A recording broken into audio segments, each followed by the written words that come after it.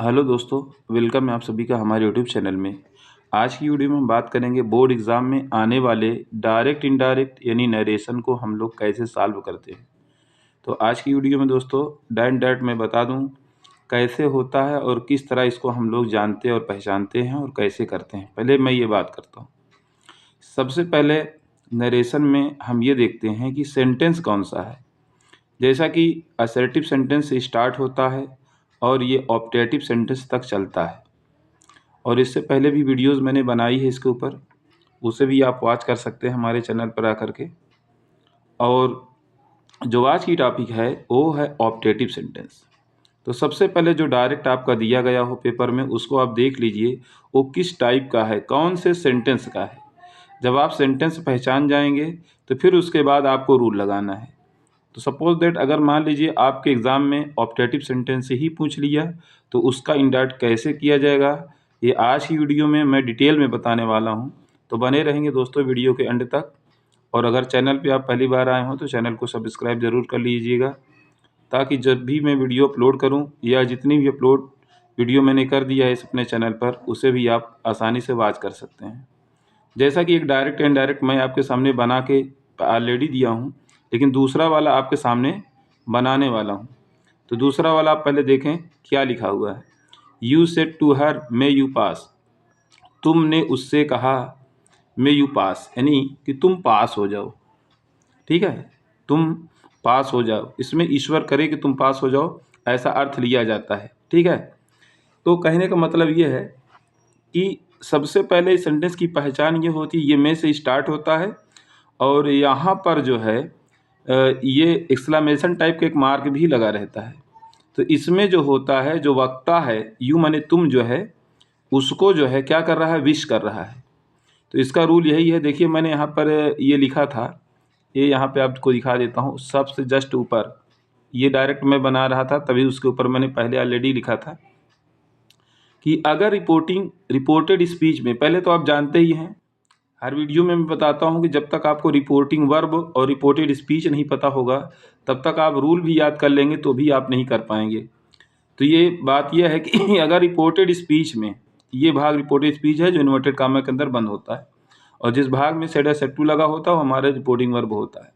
तो अगर reported speech में विश का भाव हो, यानी कोई आपको विश कर रहा है कि आप ज़्यादा दिनों तक जिएं, आप पास हो जाएं, आप तरक्की करें ना, ऐसा कुछ है, तो जो ये सेड या सेड टू है ये चीज़, इसको हम विश्ड में बदल देते हैं।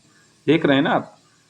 और अगर इसी में के बाद अगर गाड आ जाए, ईश्वर से प्रार्थना की कर दी जाए, तो वहाँ पर फिर विश्ड नहीं लगेगा, वहाँ पर फिर आपको प्रेड लगाना पड़ेगा। सेड या सेड टू को प्रेड में चेंज करना पड़ेगा। ठीक, ये चीज़ आप माइंड में बनाए रखें अगर ऑप्टेटिव सेंटेंस का इंडायरेक्ट करना है तो। और अगर किसी ने अभिशाप दिया है, बददुआ दी है, शराप दिया है, तो वहाँ पर सेड या सेड टू को कर्स्ड में बदला जाता है। हर टाइप का सेंटेंस मैंने यहाँ पर दिया है, उसे आप देखेंगे और समझेंगे तो आपको लगेगा हाँ वाकई सर ने अच्छा बताया है। और अगर आपको बहुत दिनों से इसके बारे में कन्फ्यूज़न रहा होगा तो आज आपका डाउट भी क्लियर हो जाएगा। चलते हैं फिर हम दूसरे डायरेक्ट पर और बनाते हैं इसका इनडायरेक्ट। आप देखते रहिएगा और समझते रहिएगा। तो यहाँ पर यू लिखा हुआ है तो यू हमने लिख दिया। सेट टू हमारा देखिए वहाँ पर विश का भाव है ना, तो इसलिए सेट टू को हम विश्ड में बदल देंगे। विश्ड में हमने किया, सेट टू विश्ड चला गया तो बचा क्या हमारे पास हर। अब उसके बाद इसमें भी कंजक्शन जो है ना वो दैट लगता है। जैसे हम लोग असर्टिव में दैट लगाते आए हैं, यहाँ पर भी कंजक्शन दैट ही लगता है। और एक बात और, जो हमारा ये ऑप्टेटिव सेंटेंस होता है इसको हम किस में बदल देते हैं, असर्टिव सेंटेंस। तो असर्टिव सेंटेंस में बदलने के लिए सबसे पहले हम सब्जेक्ट लिखते हैं। तो सब्जेक्ट मतलब ये कि यू हमारा बाद में है, ये पहले आया है, तो इसका टेंशन आप ना लें। पहले पर्सन जो यू है, यू हमारा सेकंड पर्सन होता है, आप सभी लोग जानते हो। पर्सन तो आपको पता ही होगा, first person, second person, third person ना, क्योंकि इसमें पर्सन की बहुत वैल्यू है। जब तक आप पर्सन नहीं समझ पाते हैं तो भी आप जो है कम पीछे रह जाते हैं। तो पर्सन का नॉलेज भी होना ज़रूरी है। तो यू हमारा सेकंड पर्सन होता और ये रिपोर्टिंग वर्ब के ऑब्जेक्ट यानी हर यहाँ पे लिखा यहाँ से बदलेगा। तो इसका सब्जेक्ट जो होगा वो सी हो जाए, हाँ सही है, सी हो जाएगा, क्योंकि हर है ना, तो हर का सब्जेक्ट सी हो जाएगा। ठीक, अब जो ये में है अब ये माइट में चेंज हो जाएगा। और आप पूछ रहे होंगे, सोच रहे होंगे कि सर ये माइट में क्यों चेंज हुआ, उसका भी जवाब मैं दे रहा हूँ। उसका जवाब ये है कि अगर रिपोर्टिंग वर्ब पास्ट टेंस में होती है और रिपोर्टेड स्पीच में मे आता है तो मे को माइट में, आप रूल पढ़े होंगे, कैन को कुड में, और असर्टिव में रूल है इसका। तो हमने यहाँ सब्जेक्ट के बाद माइट किया, इसके बाद इसलिए किया कि क्योंकि इसको हमें असर्टिव बनाना है। माइट हो गया, अब उसके बाद ये पास लिखा हुआ हमने पास लिख दिया, अब पास लिखने के बाद जो एक्सक्लेमेशन टाइप का मार्क था हटा के फुल स्टॉप कर दिया, ये हमारे डायरेक्ट बन गया। अब बताइए आपको समझ में आया या नहीं आया, कमेंट बॉक्स में ज़रूर दें।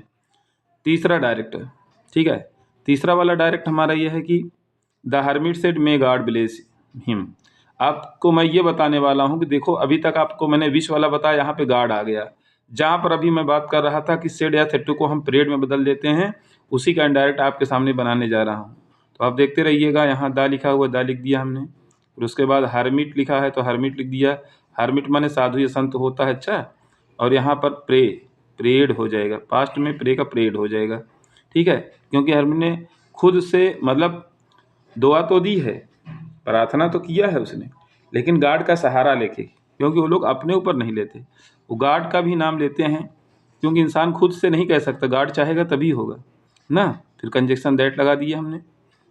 दैट लगाने के बाद अब गॉड जो है वो सब्जेक्ट बन जाएंगे, तो गॉड को हम यहाँ लिख देंगे। और ये हमारा जो में है, आप जानते हो कि पहले वाले में भी मैंने माइट में चेंज किया, तो यहाँ भी माइट में चेंज कर देंगे। फिर उसके बाद यहाँ पर ब्लेस है तो ब्लेस हमने कर दिया, और हिम जो होता है थर्ड पर्सन होता है उसको आप लिख दीजिए, उसमें कोई चेंजिंग नहीं होगी, क्योंकि no third person will be no change. अब उसके बाद चौथा डायरेक्ट आपका ये है कि she said to them may you go to hell. ये वाले में शराब दिया है उसने, तो जब शराब दिया है तो सी के बाद जो ये सेड टू है ये हमारा कर्सड में चेंज हो जाएगा। कर्सड में चेंज होने के बाद ये देम है, देम ही रहेगा।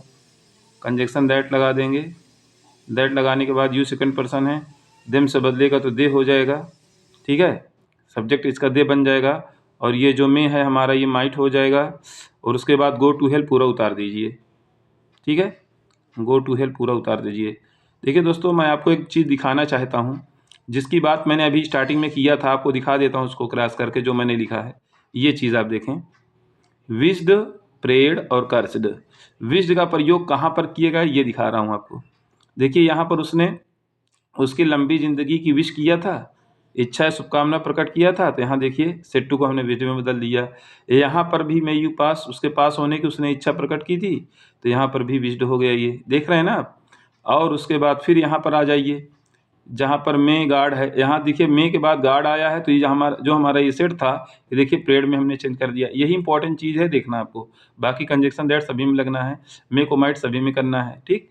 और फिर उसके बाद और दिखाता हूँ आपको, see to may you go to hell, मतलब कि तुम नर्क में जाओ, भाड़ में जाओ, होता नहीं है वो कहावत। मतलब कहावत क्या है, मतलब बोलते हैं लोग, श्राप देते हैं, एक प्रकार का श्राप है वो। तो यहाँ पे कर्स्ड, सेट्टू को देखो कर्स्ड में हमने बदल दिया, भाव जैसा रहा रिपोर्टेड स्पीच का उसी के अकॉर्डिंग हमने सेट्टू को चेंज कर दिया, कंजक्शन दैट लगा दिया। इस तरह से हमने ऑप्टेटिव सेंटेंस का डायरेक्ट इनडायरेक्ट आसानी से बना लिया। आपको वीडियो कैसी लगी कमेंट बॉक्स में ज़रूर आप लोग रिप्लाई करें, और आगे की वीडियो के लिए चैनल को सब्सक्राइब करें, अपने दोस्तों में शेयर ज़रूर करें जो इस बार बोर्ड एग्जाम देने वाले हैं। Thank you so much guys. Okay.